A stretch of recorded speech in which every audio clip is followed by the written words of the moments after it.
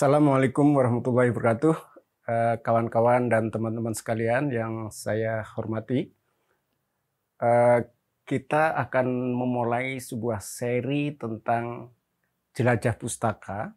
Jadi nanti ada beberapa seri kita bertemu dengan orang-orang atau intelektual yang punya perpustakaan pribadi untuk kita mintai wawancara tentang bagaimana dan mengapa dia membangun perusahaan pribadi dan apa isinya dan seterusnya, dan mungkin kita akan menguraikan tentang sebuah buku yang diminati atau ditulis oleh yang bersangkutan. Jadi kita akan punya seri podcast tentang jelajah pustaka. Sore ini kita berada di perpustakaan pribadi saya, di rumah saya lantai 2. Yang hari ini saya akan ditemani oleh Saudari Huriah dari Universitas Indonesia. Silakan, Hur. Oke, selamat sore. Selamat Mas sore, Waidi. terima kasih hadirnya pada sore hari ini. Assalamualaikum teman-teman semuanya, saya Huriah dari Universitas Indonesia. Sore ini saya diundang khusus sama Mas Waidi. Ya, sebenarnya beliau ini adalah host dari program Jelajah Pustaka. Nah, tapi karena di edisi perdana ini kita akan menjelajah dulu ke perpustakaan pribadi Mas Waidi, jadi saya diberi kehormatan untuk menemani Mas Waidi bercerita tentang bagaimana beliau membangun koleksi perpustakaannya. Nah, langsung aja ya kita ngobrol bareng Mas Waidi. Ya. Oke, Mas Waidi, ini kalau saya lihat penuh ini ya ruangan ya. Jadi ada banyak sekali koleksi Mas Waidi. Ini ngomong-ngomong, Mas Waidi mulai kapan ngumpulin buku sebanyak ini? Ya, sebenarnya sudah sejak cukup lama ya, mahasiswa. Saya dulu kalau punya uang awal tahun 90-an ya, itu dulu masih merokok. Kalau punya uang rokok ini buat beli rokok atau buat beli buku. Oh, biasanya pilihannya gitu. pilihan. Kadang beli buku, tapi mulai 90 sudah tidak merokok. Jadi lebih banyak. Jadi sejak itu saya terlibat di sebuah NGO yang fokus pada interreligious dialog ya. NGO apa waktu itu? Intervidi namanya di Jogja. Jadi saya mulai tertarik dengan mengumpulkan berbagai bacaan dan buku tentang itu sebenarnya, kebebasan beragama, dialog antar agama dan seterusnya. Jadi dari sana pengumpulan buku dan kegiatan itu saling mendukung. Dan perpustakaan ini sebenarnya sudah pindah beberapa kali ya, dari rumah ke rumah. Dan ini persinggahan terakhir berarti ini ya? Kira-kira gitu. Jadi ketika saya mau membangun rumah ini, itu saya punya pikiran. Karena saya bukan arsitek, jadi mikirnya begini, lantai bawah itu untuk bisnis, ekonomi kira-kira, dan di bawah itu toko. Kemudian lantai 2 untuk tempat tinggal dan perpustakaan. Lantai 3 untuk rekreasi. Di atas itu ada taman, ada tempat olahraga dan lain-lain gitu. Jadi memang sejak awal didesain ruangan inti untuk perpustakaan. Dan sampai di tahun 2010-2011 itu semuanya buku sebenarnya pakai katalog. Iya. Ini sampai niat banget gitu ya Mas Waidi ya. Jadi buku-bukunya ini ternyata dibikinin katalognya nih. Waidi's Private Library. Ada berapa nih Mas jumlah bukunya Mas? Saya tidak tahu ya, tapi terakhir membuat katalog itu tahun 2001. Tapi kemudian ketika masuk ke saya kuliah lagi. Jadi saya tamat S1 itu 91.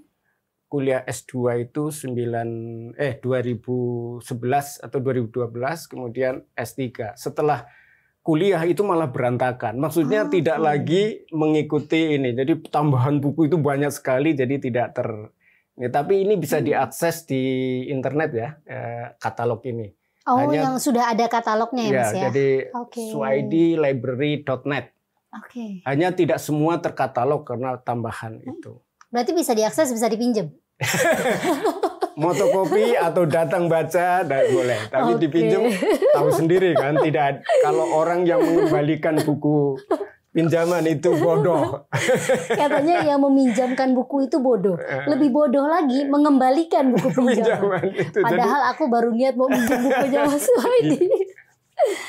Oke, Mas Waidi bisa cerita nggak koleksinya ini? Ini kan kalau aku lihat sekilas kan topiknya agak beragam ya Mas ya. Topiknya ini apa aja nih yang apakah memang beragam ini karena risetnya Mas Waidi atau memang ya peminatannya Mas Waidi itu beragam Mas? Ya, jadi memang koleksi buku ini mengikuti minat dan kegiatan terutama riset ya. Tadi itu pertama interreligious, kemudian saya masuk ke isu civil society kira-kira mulai tahun 90-an pertengahan lah gitu. Jadi saya waktu itu di Asia Foundation ya, Asia Foundation, kemudian di P3M, Perhimpunan Masyarakat dan Pesantren, dan di ISAI, Institut Arus Informasi, dan seterusnya itu lebih ke civil society, tentang informasi dan lain sebagainya. Tapi dilalah dan di di Wahid Institute ya, saya jadi mulai fokus ke kebebasan beragama, kebebasan berekspresi dan lain-lain. Jadi bukunya lalu mengarah ke sana, dan di saat tengah-tengah itu saya mendapatkan beasiswa 9 bulan di Asia Tenggara, terutama di Filipina Selatan, Thailand Selatan, Malaysia, Singapura. Jadi mulai tahun 2009 kira-kira ke sini lebih banyak koleksi tentang Islam di Asia Tenggara, terutama di wilayah tadi itu, Singapura, Thailand Selatan, Filipina Selatan, Malaysia, dan saya menulis beberapa. Dan saya menulis tesis tentang perbandingan gerakan Islam damai di Thailand Selatan dan Filipina Selatan. Tesis ya. Diterbitin juga tuh Mas tesisnya? Ya, diterbitin oleh Kementerian Agama. Ini ngomong-ngomong ya, Mas Waidi selain punya koleksi banyak buku, beliau juga sangat aktif menulis. Saya termasuk penggemar tulisan-tulisannya Mas Waidi. Terakhir bukunya Mas Waidi yang saya baca itu Minorities in Southeast Asia ya Mas ya. Di situ ada beberapa koleksi tulisan ya. Nah Mas Waidi nulis tentang Indonesia kalau nggak salah ya Mas ya. Jadi sangat aktif gitu, bukan cuma punya koleksi buku, tetapi juga sangat aktif menulis. Nah ini memang aktivitas Mas Waidi ya, mengoleksi buku, ya, jadi, menulis tuh. Misalnya ketika dapat beasiswa dari Japan Foundation untuk 9 bulan itu, saya punya kesempatan, misalnya di Thailand Selatan itu saya di Bangkok kira-kira sebulan, itu menggali informasi tentang Islam di Thailand dan Thailand Selatan, di Chulalongkorn itu punya satu perpustakaan dan dokumen, bukan hanya perpustakaan. Jadi kalau kita mau ingin lihat berbagai seminar di berbagai tempat tentang apa saja, itu bisa aslinya, bukan bukunya ya, asli dokumen. Juga ketika di Thailand itu di Filipina itu di Manila, itu sempat di perpustakaan 1 bulan, jadi dibayar untuk membaca gitu. Jadi mainnya di perpustakaan ya Mas? Ya, kalau ke luar negeri luar biasa di Malaysia itu juga di Kuala Lumpur dan di Penang, kemudian juga di Singapura beberapa bulan. Jadi ada buku, ada dokumen, ada fotokopi, ada e-book ya. E-book itu sebagian saya print ya, karena kebetulan gratis di sana. Ya, jadi setelah itu kemudian saya menulis disertasi tentang kebijakan perdamaian Gus Dur Aceh dan Papua. Jadi itu saya mengumpulkan buku yang lain lagi ya. Itu kebetulan bersambungan dengan situasi Thailand dan Filipina Selatan ya. Jadi tentang separatisme di Aceh dan Papua. Jadi saya mencoba mendalami tentang separatisme dan multikulturalisme, karena jawaban dari separatisme itu adalah multikulturalisme. Dan lagi-lagi saya mengumpulkan topik itu sehingga ada beberapa topik tadi. Referensinya masih disimpan Mas, yang disertasi? Sebagian besar. Ini misalnya ini sebagian besar disertasi. Tapi kemudian setelah disertasi saya punya perhatian lain lagi, jadi topiknya lain lagi. Tapi disertasinya diterbitin? Iya, ya di Gramedia. Oh, Jadi luar itu biasa. 6 bulan setelah ujian saya ngebut untuk biasanya kan setahun 2 tahun, Iya, ini 6 iya. bulan sudah terbit, jadi agak megap-megap. Mei, Juni, Juli, Agustus, September, Oktober, November. Ya. Jadi polanya gitu ya, penelitian kemudian ujungnya pasti Koleksi. diterbitin gitu. Jadi Iya, koleksinya punya, penerbitan bukunya juga punya Mas Ya, Suwaidi. biasanya begitu. Luar biasa. Padahal Mas Suwaidi juga punya kesibukan ya.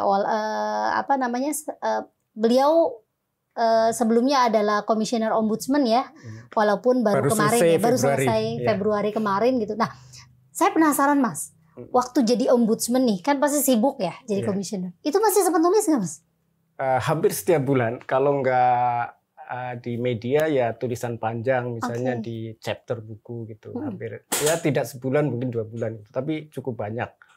Jadi memang seperti naluriah gitu ya. Jadi meskipun sesibuk apapun, saya mencoba membaca. Jadi kalau misalnya dimintai tulisan 1 chapter, itu saya mungkin butuh 2-3 bulan.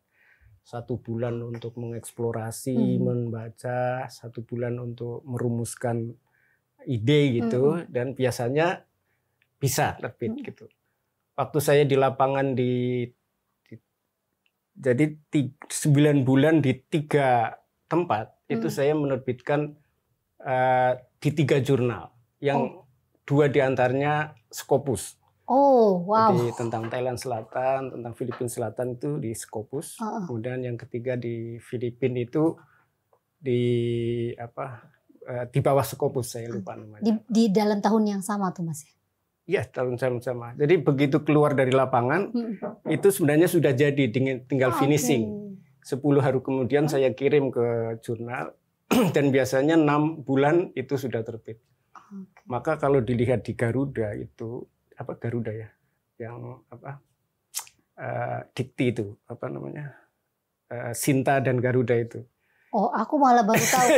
Kalau Sinta tahu. Ya, Garuda Sinta jurnal itu nasional soalnya. Jadi tahun 2010 itu saya dapat nilai 2 karena ada 2 jurnal Scopus.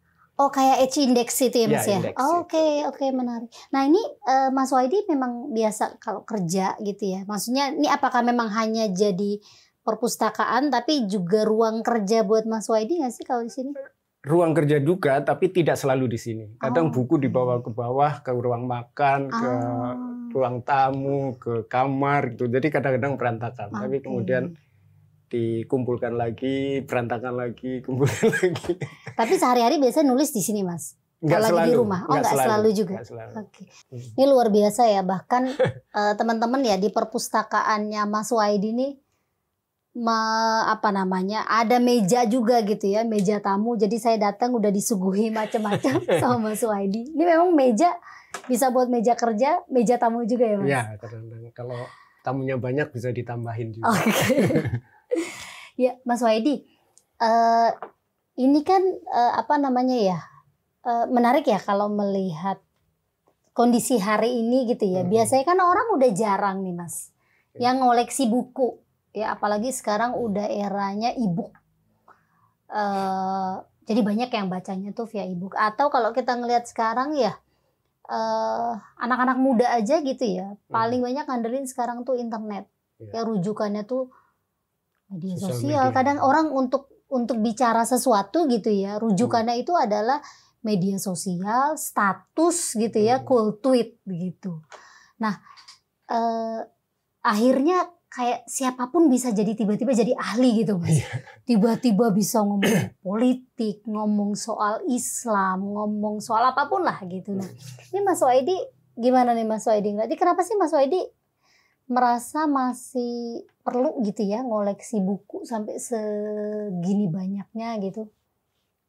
Ya, tadinya mengikuti irama itu ya, riset dan lain-lain, tapi saya kumpulkan. Tetapi sekarang menurut saya memang meskipun saya tadinya susah sekali untuk menyesuaikan ke membaca e-book ya, tapi sekarang saya justru rada sudah biasa ke e-book gitu sebenarnya. Jadi buku ini hanya salah satu fisik, yang e-book itu juga banyak gitu. E-booknya nggak di print, Mas? Dulu saya print, sekarang udah enggak. Tapi e-booknya saya banyak dari teman-teman, dari akses dan lain sebagainya. Jadi saya tidak bisa mengikuti sosial media ya. Jadi saya kalau sosial media itu hanya untuk lihat topik perbincangan gitu, tapi nggak bisa mengikuti. Karena nggak tahu, saya nggak bisa ini.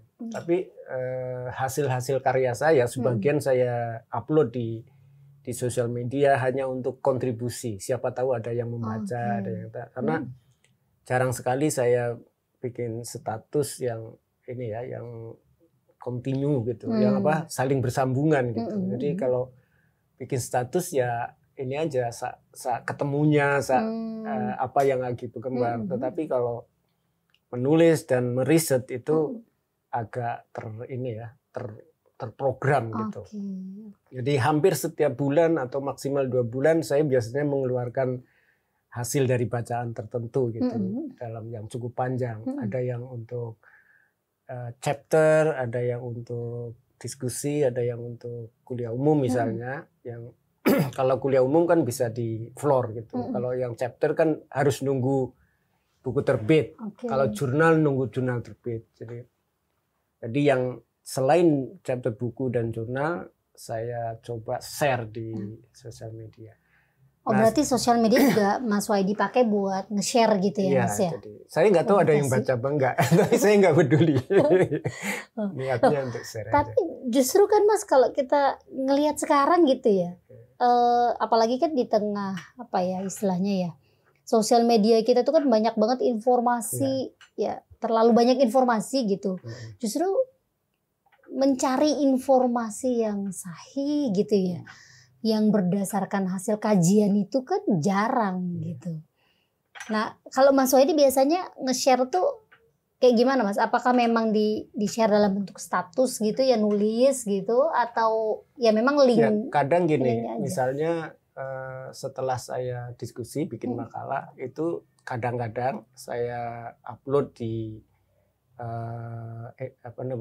akademia.edu atau di website universitas, di Fakultas Islam Nusantara atau di mana, lalu linknya saya tempel di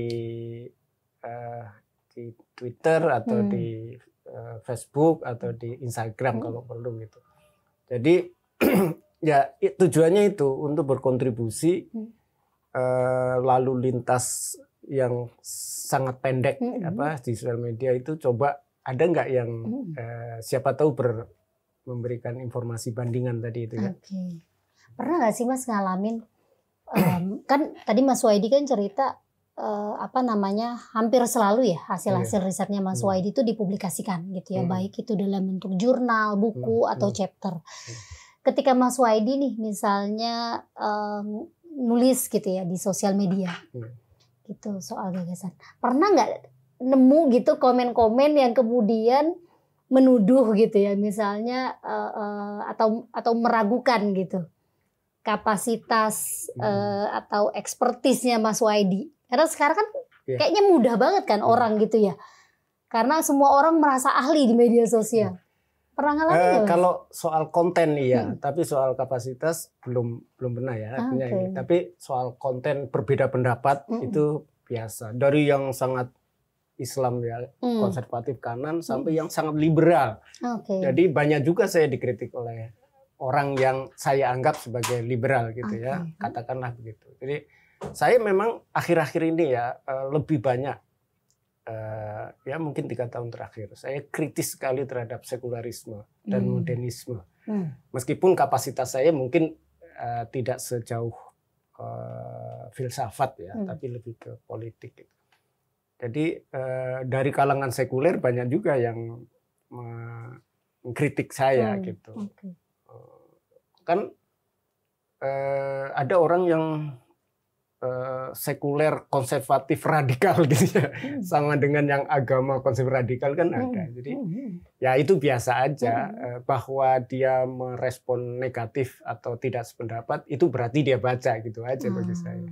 Jadi perbedaan pendapat tidak ada masalah. Tapi masih lebih ke perbedaan pendapat ya? Iya. Atau hominem gitu pernah ngalamin nggak Mas? Sepertinya enggak ya. Jadi, Oh iya, iya. Karena ada juga beberapa kan kalau kita lihat misalnya di media sosial gitu ya, orang yang tidak mengenal sebenarnya siapa tokoh ini gitu, tapi bisa asal ngatain gitu ya, hanya karena berbeda pendapat. Nah ini ya kan mungkin ada 1-2, tapi saya tidak menganggap penting ya, jadi ya saya lewati aja, kalaupun ada ya. Oke. Nah tadi Mas Waidi kan lagi ngomong tuh diserang baik yang yang kiri atau yang kanan gitu ya Mas ya. Sebenarnya kalau pengen mengenal Mas Waidi gitu ya dari koleksi bukunya, dari tulisannya, bagaimana sih pengaruh kepustakaan yang Mas Waidi baca gitu ya dan tekuni itu ke cara berpikir Mas Waidi atau pemikiran Mas Waidi nih? Ya itu tentu berpengaruh ya, tapi yang agak konsisten menurut saya sendiri, saya kritis terhadap otoritarianisme, tentang doktriner ya, doktriner baik Islam, Pancasila. Saya juga mengkritik Pancasila yang doktriner ya, yang tertutup ya, maupun yang dalam tanda petik liberal gitu ya. Saya kira kita mesti harus kritis ke semua dalam tanda petik ya, semua hal. Tetapi tidak berarti kritik itu waton suwoyo gitu. Kita harus berargumen gitu. Itu yang bagi saya penting. Kalau hanya mengecam, nah ini itu ya mudah itu. Kalau maksudnya kalau saya dikecam di apa itu seringkali tidak saya anggap aja gitu. Tapi kalau kritik yang argumentatif harus diperhatikan. Kalau perlu diberi respon yang setara gitu. Oke. Menarik ya. Ini Mas, aku penasaran nih. Kira-kira nih dari ribuan buku yang Mas Waidi punya, buku yang paling favorit itu yang mana Mas? Karena saya risetnya itu bertahap ya, ada topik-topik itu. Saya misalnya pada suatu saat saya sangat mengidolakan tulisan-tulisan tentang Islam Asia Tenggara ya. Mulai dari yang sangat detail sampai historis, sampai yang saya misalnya menulis tentang perbandingan antara Bali dan Singapura. Jadi itu dua tempat sama-sama minoritas Muslim, sama-sama daerah yang terbuka untuk pariwisata dan globalisasi, dan juga responnya sama terhadap ekstremisme dan terorisme ya, karena dua-duanya itu saya sangat tertarik dengan itu. Ternyata kedua-duanya pergulatannya sebenarnya bukan soal ideologi Islam atau tidak Islam, tapi sebenarnya soal kesempatan bekerja, mobilisasi sosial gitu. Jadi pada hakikatnya di dua tempat yang terjadi adalah perebutan atau kompetisi mobilisasi sosial. Bagaimana ya mungkin bahasa kasarnya kekuasaan lah. Tapi ada juga yang tidak kekuasaan, artinya memang mereka berhak untuk mendapatkan gitu. Misalnya sebagai minoritas ya harus diberi kesempatan untuk ini. Jadi di isu-isu seperti ini sebenarnya penting sekali ya kita mendalami itu. Jadi kita tidak terjebak pada hitam putih gitu sebenarnya ada. Di Bali misalnya kalau tidak ada orang Islam itu lumpuh. Karena yang membuat ekonomi bergerak di Bali itu adalah orang Islam. Orang Bali pada umumnya adalah pekerja di bidang pariwisata. Pada umumnya. Atau mereka yang sekalian besar punya perusahaan bisnis pariwisata seperti pantai, hotel. Tapi yang kelas menengah itu hampir tidak ada. Maka ketika pasca bom orang Bali marah, saya simpati terhadap orang Bali ya. Tapi kemarahan dia justru merugikan dia ketika mengusir orang-orang Islam. Pernah ada program Ajak Bali namanya. Itu seorang pengusaha media yang terbesar di sana bekerja dengan pemerintah membiayai makanan-makanan jenis makanan yang ditinggalkan oleh orang Islam diberikan training kepada orang Bali dengan khas Bali yang ada babinya. Jadi ada bakso Bali, sate Bali, semuanya itu. Tapi nggak ada yang laku. Akhirnya mereka berpikir, ya harus mendatangkan orang Islam lagi, gitu, imigran nantinya. Jadi ada saling ketergantungan. Juga di Singapura misalnya saya temukan bahwa banyak orang menganggap bahwa pemerintah Singapura itu diskriminatif. Pada suatu saat pernah Menteri Pendidikan Singapura itu membuat kebijakan pengurangan madrasah. Ini orang marah semua orang Islam, tapi argumennya menarik. Kenapa? Karena selama ini alumni madrasah banyak yang tidak bisa kompetisi untuk mendapatkan tempat pendidikan terbaik Singapura. NUS dan NTU itu. Maka untuk menaikkan mobilitas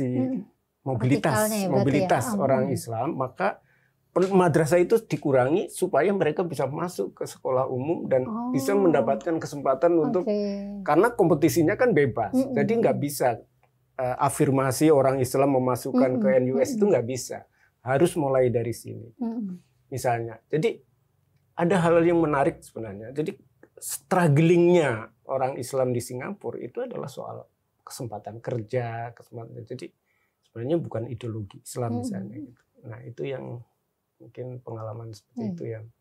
Dan itu semuanya memang hasil riset ya Mas Suhaidi. Iya.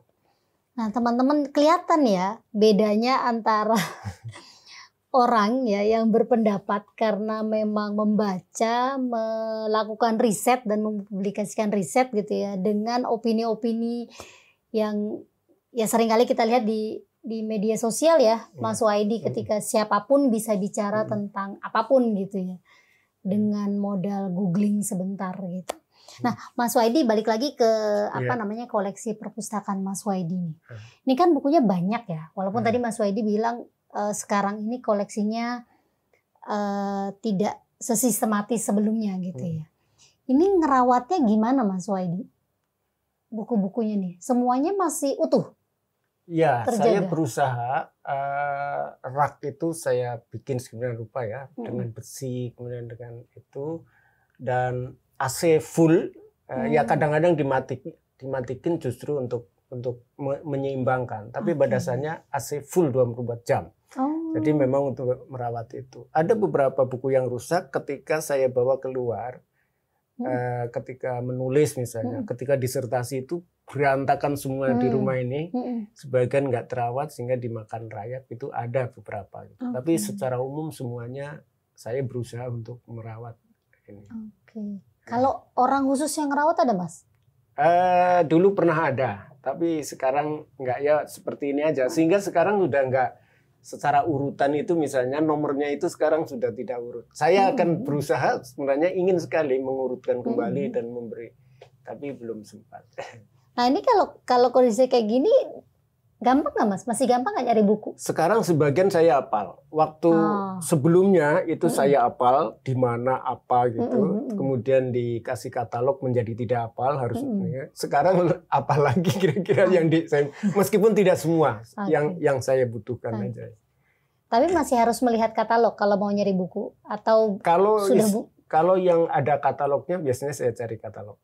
Kan sebagian besar sudah tidak ada katalognya ya. Ya soal sosial media ini kan sekarang seperti saya punya keprihatinan tadi ya, bahwa dialog argumentatif itu sepertinya sudah sangat tergerus ya, terutama karena sosial media. Orang hanya like, share, komen tuh ngasal, kadang-kadang nggak baca gitu. Itu kalau di keilmuan ya, Anda dari UI itu gimana sih sebenarnya kehidupan seperti ini?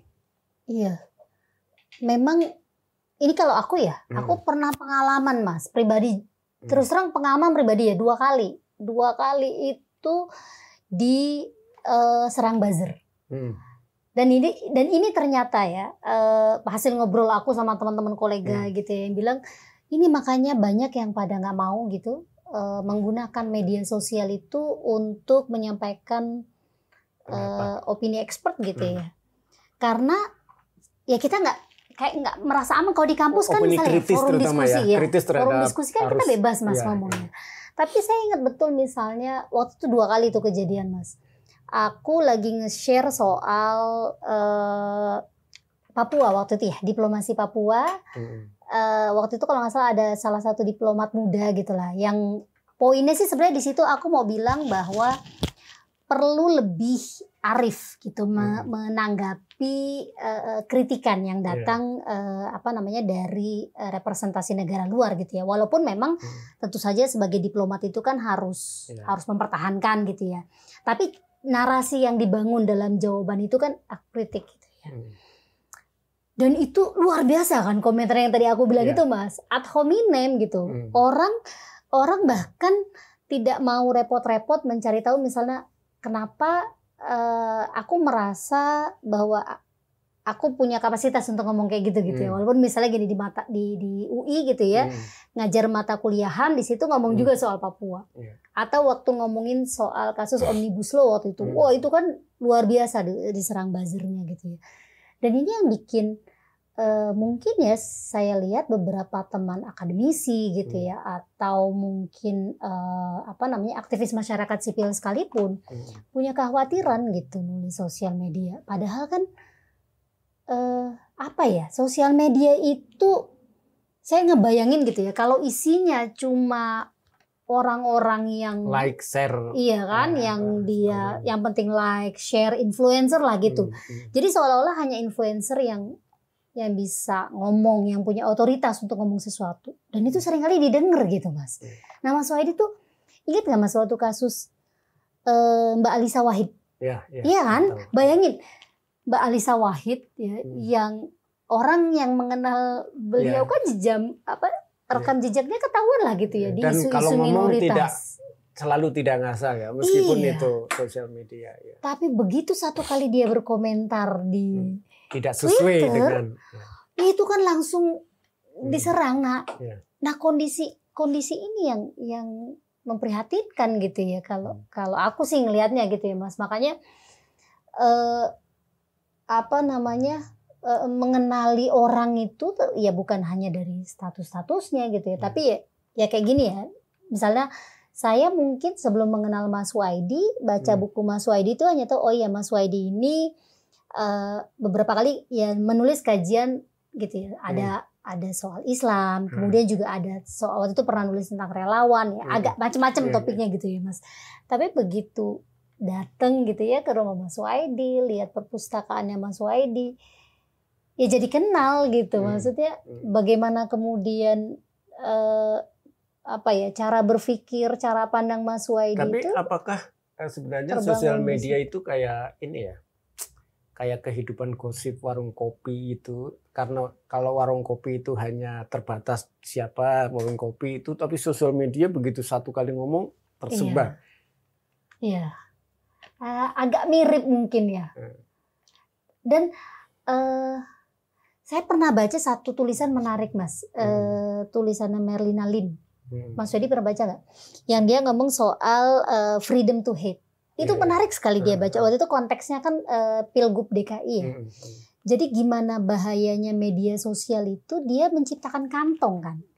Karena kita akan disuguhi gitu ya, informasi akun yang sesuai sama pemikiran kita gitu. Dan itu kan akhirnya hanya orang-orang yang sepemikiran kan yang ngumpul kan. Makanya terciptalah itu polarisasi, itu haters. Jadi sebenarnya sosial media tidak sedemokratis, tidak aksesibel, dan tidak separtisipatif yang dibayangkan bahwa itu memberikan kepada semua orang gitu ya. Seolah-olah kayaknya demokratis kan, siapapun bisa ngomong apapun. Padahal kalau dalam konteks keilmuan, ya kan nggak bisa sembarangan gitu kan. Ada sistematika berpikir, logika berpikir yang itu kan proses sifatnya, nggak bisa instan. Ya, terutama di agama ya, itu sangat riskan ya, kalau menganggap bahwa sosial media sebagai sumber informasi kebenaran satu-satunya gitu. Bahwa di situ ada kebenaran mungkin ya, tapi sebagai kebenaran satu-satunya kemudian membuat orang menjadi katakanlah berani mati atau berani itu kan, dan itu ada kecenderungan itu. Dan itulah mungkin ya saya kira perpustakaan atau pustaka atau ini tetap punya tempat sebenarnya ya. Bukan berarti lalu tidak dibutuhkan gitu kan kira-kira. Iya, saya juga agak curiga sih berapa banyak ya orang yang masih punya perpustakaan atau minimal mengoleksi buku gitu ya. Makanya kita ingin ya ke depan ini kita ingin mencoba mengunjungi teman-teman yang punya perpustakaan atau mengoleksi referensi untuk kita ajak bicara. Siapa tahu membuat orang tergugah atau ingin tahu gitu. Iya, betul.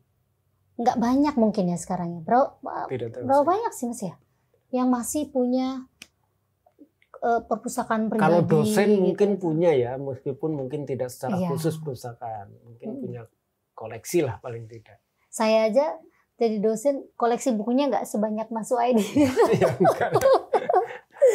Tapi ini memang maksudnya gigih betul gitu ya Mas Suaidi. Ini semua koleksinya nih Mas, hampir semuanya asli Mas? Atau ada juga nggak buku bajakan di sini Mas? Fotokopi banyak itu kan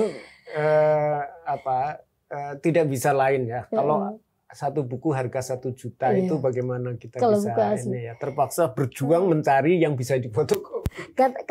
Kata temenku yang senior Mas Boni, dosen UI, dia bilang ini, di negara berkembang kayak Indonesia itu nggak ada yang namanya copyrights, adanya rights to copy. Kira-kira begitu. Kalau ada teman dari luar negeri yang punya ini, ya dulu waktu saya masih gigi, maksudnya memang sangat butuh itu. Kalau teman ada yang datang dari luar negeri, itu saya datangi untuk dikopi. Oke. Tapi masih kalau beli buku-buku yang kan mahal nih, kalau buku luar ya, kayak pengalaman saya terakhir beli satu buku doang gitu ya 700.000 tuh bukunya Fukuyama. Mas Suaidi masih suka beli juga gitu? Kalau itu nggak beli, tapi saya membaca di toko buku Periplus. Di mana saja, tapi saya baca meskipun terputus-putus. Jadi saya misalnya kalau ada pengantar satu, kemudian isinya itu terputus-putus, kira-kira tahu lah isinya. Kalau ada perbandingan topik yang sama, itu kira-kira kita tahu gambarannya. Jadi hampir tidak pernah saya membeli buku yang di atas 500.000 itu.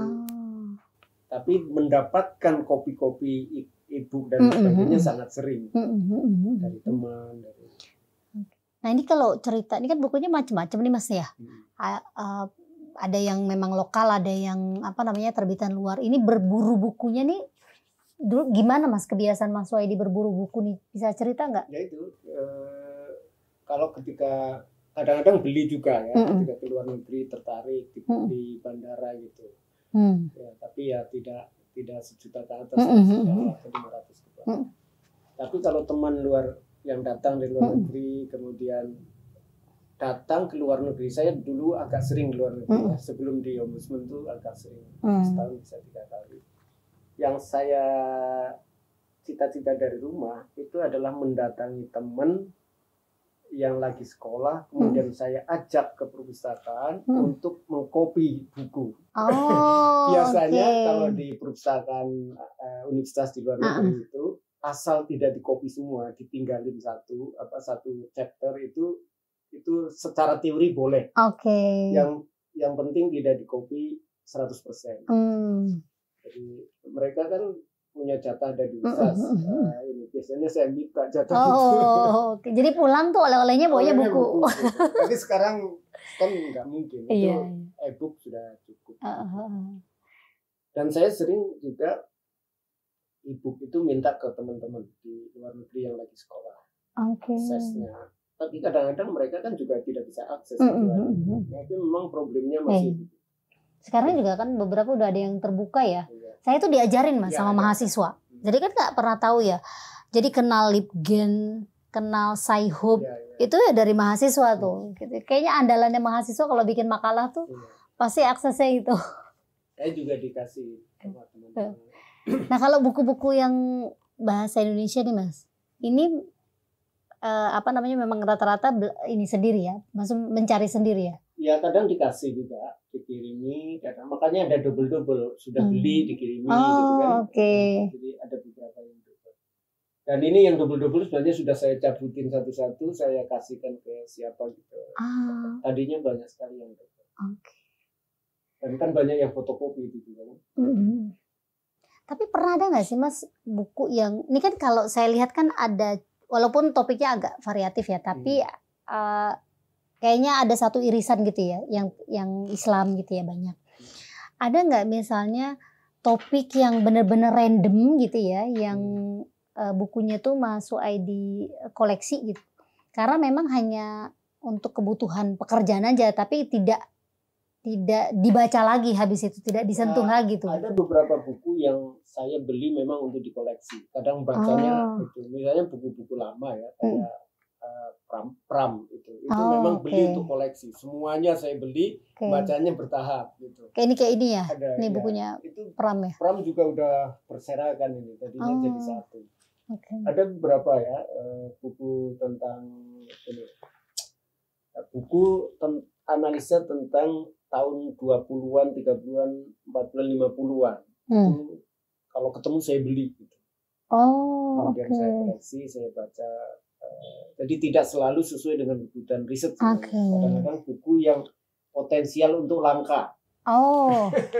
Yang tidak akan terbit lagi gitu kan. Karena ada kan bisa diperkirakan. Itu pernah ke ini Mas, kayak apa sih? Kalau di ini kan Kuitang gitu ya. Senen itu pernah ke situ Mas? Iya. Kalau di dulu itu saya kalau ke Jogja itu kalau nggak shopping atau dua-duanya ke pelajar, ya, pusaka pelajar, dan itu terkenal buku-buku yang terbit sekali. Biasanya tidak itu. Jadi di sana banyak yang perlu dikoleksi. Bukunya Sartono Kartodirjo misalnya itu kan banyak. Itu juga saya sengaja koleksi, beli di. Oke. Menarik ya ininya. Ini ngomong-ngomong Mas, selain buku-buku serius yang nggak serius gitu kayak novel gitu, Mas Suaidi koleksi juga kan sih? Nggak koleksi tapi ada beberapa. Dan saya membacanya itu sangat lamban ya. Jadi kalau baca novel lamban. Nah, tapi kalau kayak baca buku setebel ini nih Mas nih, Military Without Militarism tuh. Buku-buku tebel kayak gini tuh biasanya berapa lama Mas selesai bacanya? Tergantung kebutuhan. Kalau butuh misalnya lagi menekuni itu ya kita harus selesai, bukan harus selesai. Jadi kalau misalnya nulis artikel, ada tulisan-tulisan buku-buku yang harus dibaca seluruhan selesai.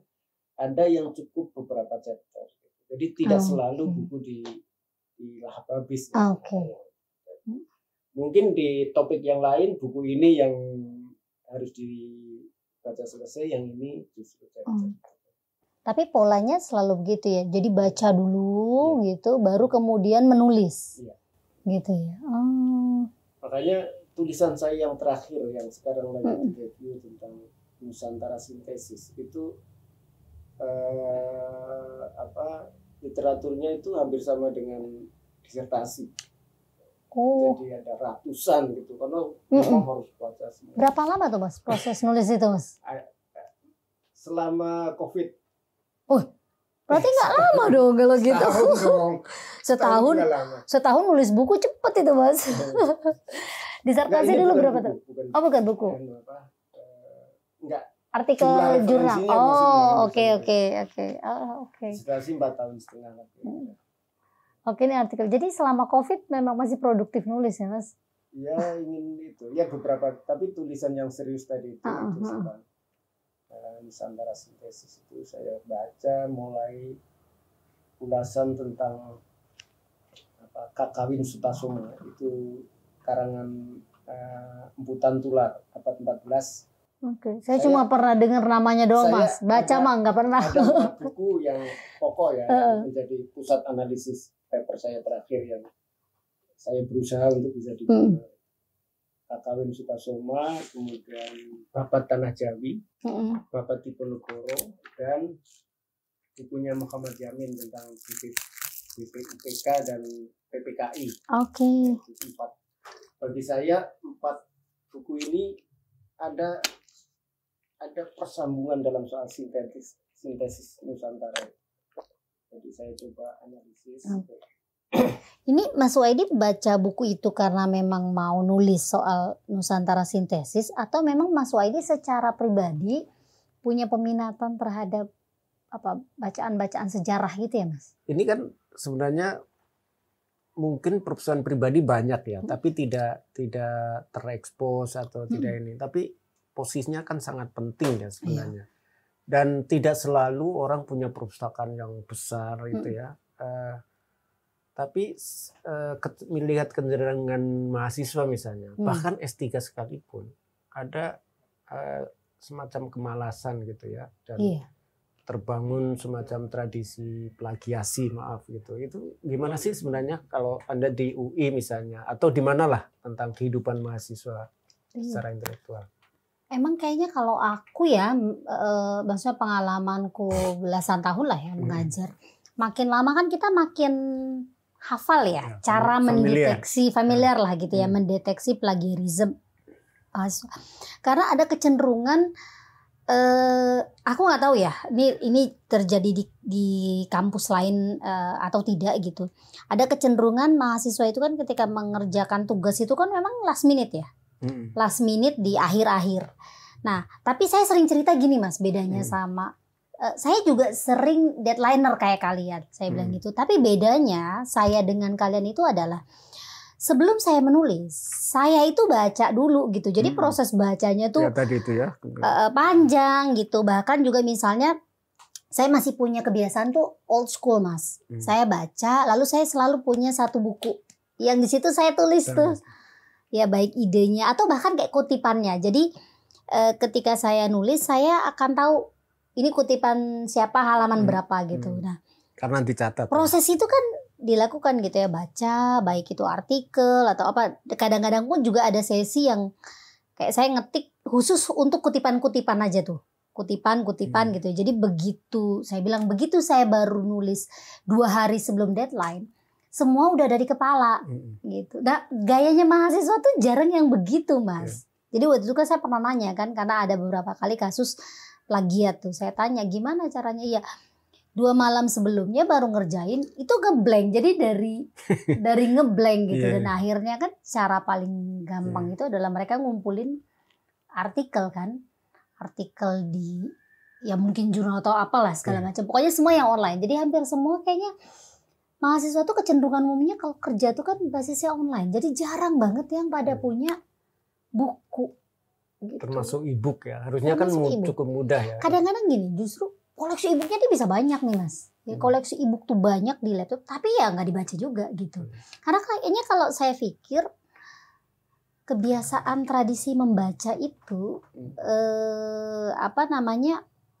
tidak selalu inline dengan jumlah koleksi yang kita punya. Akhirnya saya sering mendeteksi gini. Saya bisa mendeteksi mahasiswa yang punya minat baca lebih tinggi itu adalah mereka yang punya koleksi buku. Koleksi buku beneran kayak gini Mas gitu ya. Jadi ketika mereka punya e-book itu hanya apa sih istilahnya ya?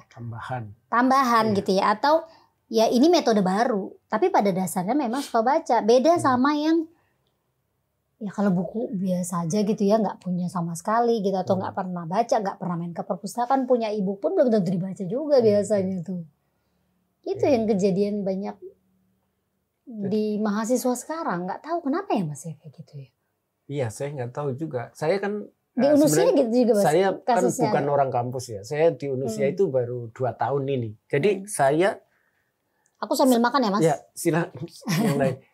Saya itu sebenarnya orang lapangan ya, yang berusaha untuk mengekspresikan melalui tulisan. Jadi tulisan saya itu orang luar yang berusaha akademik, bukan akademik.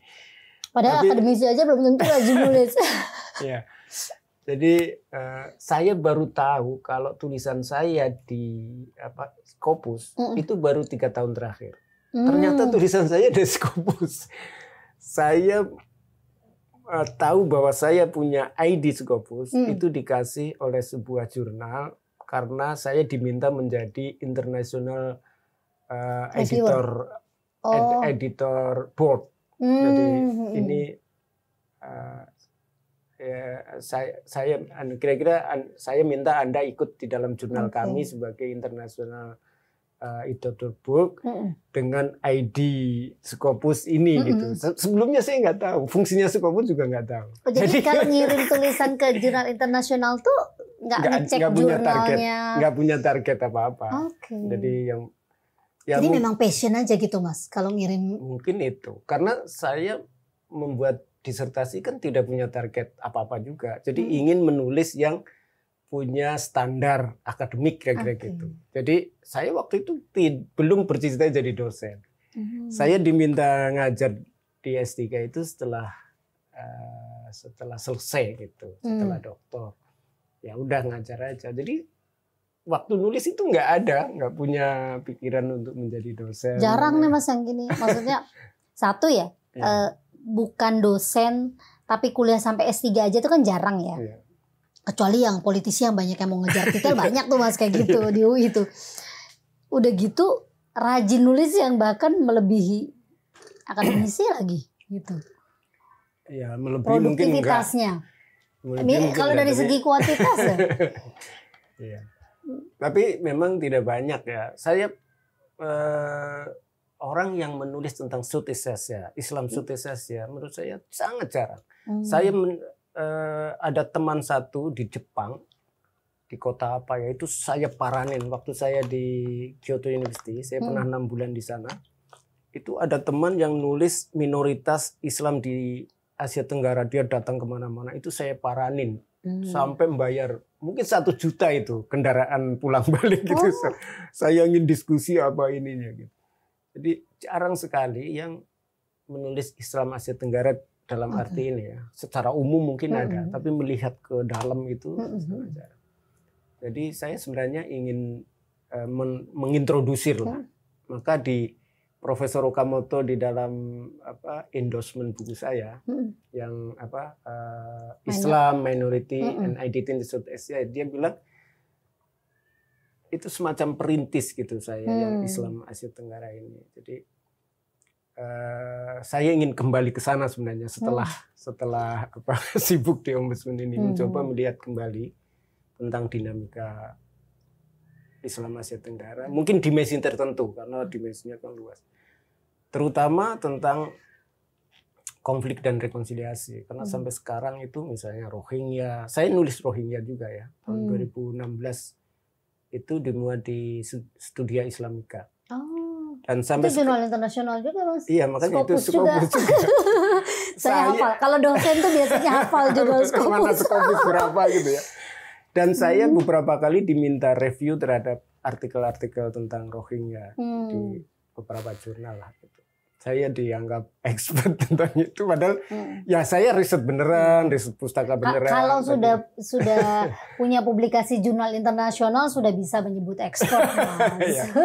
Tuh, kalau expert beneran, teman-teman ya kayak gini, nggak mau nyebut diri expert. Nah, saya bukan hanya nulis ya, saya membawa pemimpin Rohingya itu kampanye internasional. Ya, saya kira menarik ya perbincangan ini ya tentang buku dengan Sony. Tapi ya kita berharap ada orang yang mendengarkan dan menarik untuk diskusi lebih lanjut ya. Iya, ini nggak kerasa ya ternyata. Kalau ngomongin buku ya, apalagi sama dosen, sama dosen ngomongin buku nggak selesai-selesai. Tapi makasih banyak Mas Suhaidi sharingnya bermanfaat banget. Juga kehadiran Huria di sini. Saya terhormat diundang Mas Suhaidi, disuguhi nih masakan rumah gitu ya, camilan rumah. Saya berharap sih gitu ya dari ngobrol-ngobrol sama Mas Suhaidi sore ini gitu ya. Menggugah minat juga gitu ya buat teman-teman semua bahwa buku tuh masih penting ya, walaupun sekarang udah era digital, tetapi ada kenikmatan tersendiri ya Mas. Baca buku, melihat koleksi buku seperti ini, mudah-mudahan nanti kita bisa berkunjung Mas ke perpustakaan-perpustakaan lain ya. Kita rencanakan ya. Siap. Kita ketemu lagi di edisi berikutnya Jelajah Pustaka bersama Mas Suhaidi dan Huria. Oke. Makasih.